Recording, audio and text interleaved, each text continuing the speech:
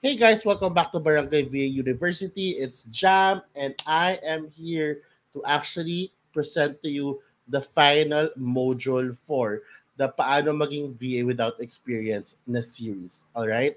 And for today, ang pag-uusapan natin is the best sites to apply to, where to apply as a virtual assistant, and of course, ano nga ba yung mga three sources of, clients. So, let's get started. Once again, if you're not part yet of Barangay VA, go ahead and join by clicking the link in the description box. Andoon yung link na yon. And then at the end, like once you go through that, it's like an onboarding process, no? You'll get the access to the free VA course. Kasi ito, tinuturo ko ngayon, very, very light lang ito eh. Doon, in-depth na training kung paano maging VA, and it's for free for you. All right, so join now. Please take this time to click that, pause this video, click that link below, and join now. All right?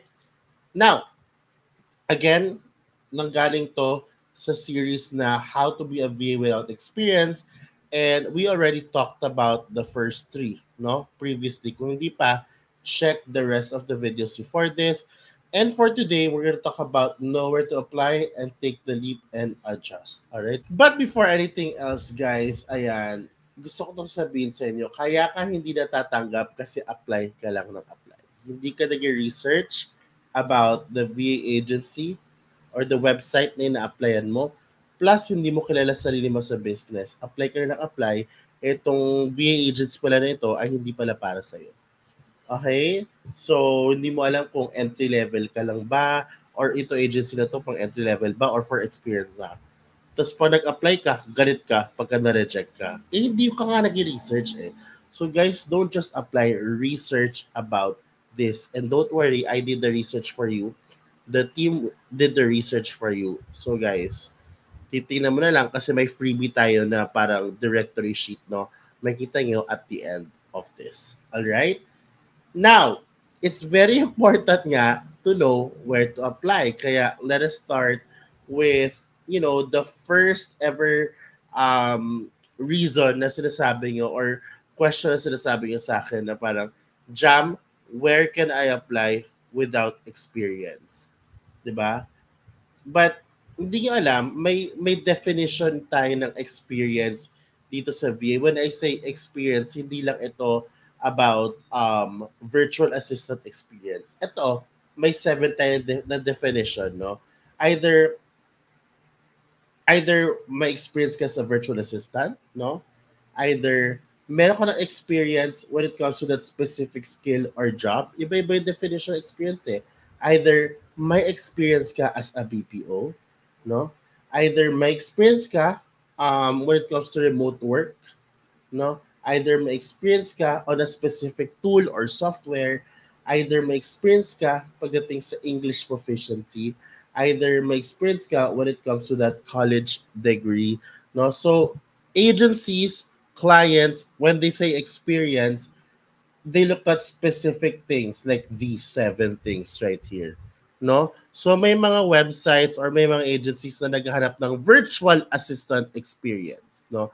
May mga agencies na naghahanap ng specific skill or job experience pero not necessarily VA experience. So that's why it's important that you read, no? You read and research about the agency that you're talking about. Kasi anong klaseng experience ba hinanap nila? VA, specific job or skill, BPO, remote work, specific tool, English proficiency, or college degree. No? Yan ang titingnan nila. So you have to identify that. All right? Now, let's go to the first of three sources of clients, which is direct client. All right? Ako mismo, meron akong direct and meron akong agency client. So, and lahat to pinagdaanan ko na. So, here are just some websites that I was able or we were able to research, no? Like, if you can get a pen and paper para makapag-pause and play ka at maisulat mo, no? So, first is, of course, LinkedIn. Dito ako nakakakuha ng clients. Actually, dati nag-reach out pa ako eh. Kung kilala mo target market mo, pwede ka mag-reach out sa kanila. You reach out with note, yung may message, Ako right now, no, since optimized ang profile ko, let's see how optimized my profile is. Very clear kung sino ako as a service provider, no. Sila na ang nag-reach out sa akin, sila nagme-message sa akin kasi optimized ang profile ko. Plus, kilala ko kung sino ako sa business. So, very important nga guys, pinag-usapan natin sa previous modules na dapat kilala mo sarili mo sa business. Kasi dito guys, andito lahat ng kliyente. As in, literally, they will message you randomly. No? At saka ako kasi I post regularly here. So kung meron akong tinatambayan para makakuha ng kliyente, that's LinkedIn. I'm active on LinkedIn, literally active there. Alright? Next, Indeed. Napakataas ng rates dito. You have to check that out, no? Indeed. Online Jobs PH, you guys know this already. Pero dito karamihan, napakadami ng low ballers eh. So, ayan. Upwork, you guys all know this. May pagkamahal na, no? Profile optimization din dito. I personally don't get like, clients from Upwork. Hindi ko na ano, pero Fiverr to guys, hindi to Upwork. I'm very sorry. But this is Fiverr. Okay. Contra. This is something new, I think, late last year. Si Contra. Glassdoor. Ang dami dito. Pati mga tech people nandito din. Found it. Ayan, here, I'm just running through guys ha. I-research ko na lang. Baka tarayin niyo pa sa akin kung anong website na i-google mo. Andiyan yung pangalan ha. Next, Facebook. Okay, guys, sa communities, no, though it's a combination of, what do you call this? Though it's a combination of agencies and direct, pero may mga direct clients din po dito. Personally, nakakuha din po ako ng direct client dito sa Facebook. Alright? Workplaces. Ayan. Odesk. Ayan, di ba? Flex jobs. Ayan, nilalagay ko lahat dito, guys. Ano pa ba? Meron pa ba dito? Zip Recruiter. Alam ko ito na yung last eh. So here are some websites where you can get direct clients. Ito yung usually gagawa ka ng profile. Tapos, may mga job boards na doon, mag-apply ka. Alright? And of course, social media pages. Doon ka makakakuha din talaga. Now, let's go to the second one, which is virtual assistant agency. And as I promised, guys, I created a sheet of VA agency directory. Guys, it's linked in the description box dito, no? Check it out. Ito, guys, pina-research ko ito. It's not 100% accurate. Alright, siguro ang accurate dyan yung links, pero do your own research too, no? Triple check nyo, okay?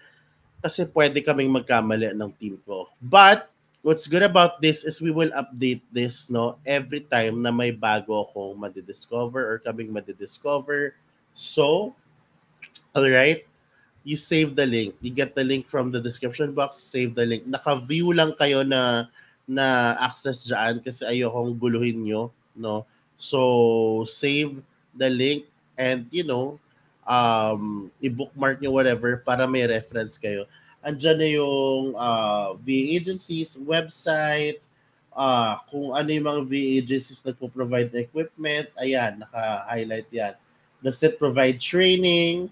Okay, does it provide AM or afternoon shift? Meaning to say, ang clients nila ay Australian ba? Or UK? No? Or Asian? Next, highlighted for experienced VAs, no? And highlighted for entry-level VAs, no? And for niche-specific VAs. Okay, so nandyan, nakalagay yan. Again, it's not 100% accurate. Please do your due diligence to research too, because we can still be wrong. Alright, so mga 80% accurate yan. Okay, 80%. Okay, disclaimer lang po. Okay, so these are VA agencies. Sa VA agencies ngayon ay may iba-ibang requirements.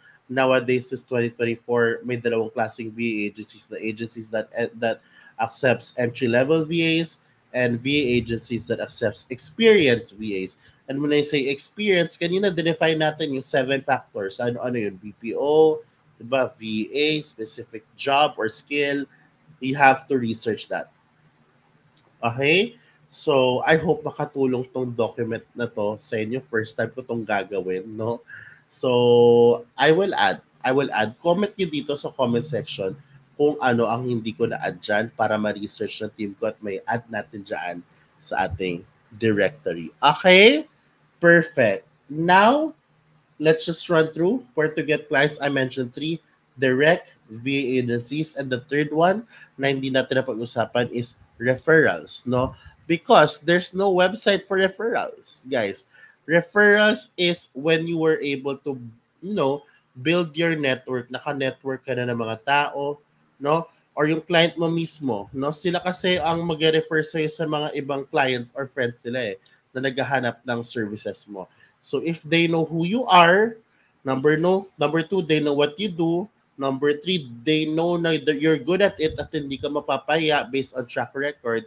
Then they will have this confidence to refer you to other friends or clients na alam nila na what makakatulong o makaka-provide ng services, no, na kailangan nila. So that's why when it comes to community like Barangay VA, like what we have, ang pinaka gold mine talaga dito bukod sa free resources or free course natin is yung mga taong nandoon kasi you need to connect to these people, you need to network with them para doon kayo nagkakashare ng clients kami. I have friends with other agencies, other what do you call this, with other um VA communities and dahil sa kanila, nagkakasharean kami ng opportunities, ng job opportunities. Ay, client ko naghanap ng ganito. Pwede ka ba? Bakante ka?